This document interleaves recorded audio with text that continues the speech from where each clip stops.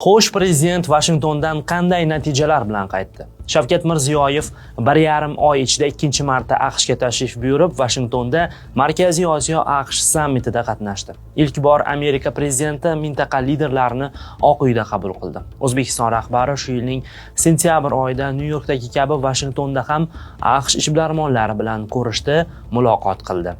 Ma'lum bo'lishicha, endi O'zbekiston va AQSh uran, mis, wolfram, molibden va grafitni qazib olish hamda ularni chuqur qayta ishlash sohasida hamkorlikni rivojlantiradi. Sentyabr oyida xabar qilingan Uzbekistan Airways'ning yana 8 ta Boeing 787 Dreamliner samolyotiga buyurtma berish jarayoni esa yakunlandi. Shunday qilib, O'zbekiston jami 22 ta samolyot xarid qiladigan bo'lmoqda. Bu jarayonda AQShning Export-Import Bank ham ishtirok etadi. Dunyoda qishloq xo'jaligi texnikasi ishlab chiqarish bo'yicha yetakchi bo'lgan John Deere kompaniyasi bilan $300 million bitim imzolangan.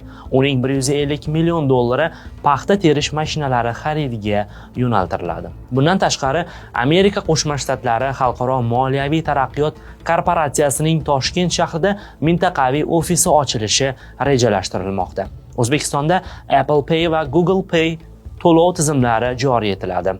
Siyosiy nuqtai nazardan esa mintaqa endi to'g'ridan-to'g'ri Oq uy bilan bog'landi. Donald Trump AQShning avvalgi prezidentlari Markaziy Osiyoga deyarli e'tibor qaratmaganini ta'kidlab, biz bu xatoni tuzatmoqdamiz dedi. Sammitda Shavkat Mirziyoyev O'zbekistonda Donald Trampni tinchlik prezidenti deb atashlarini qayd etdi.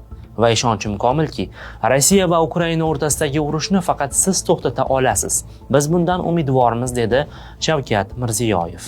Qozog'iston prezidenti ham Trampning siyosatini maqtab, siz buyuk lidersiz, siz bilan AQSh oltin asriga kirdi dedi. Trampning bu gaplardan boshi osmonga yetganini yuz ifodasidan anglash qiyin emasdi.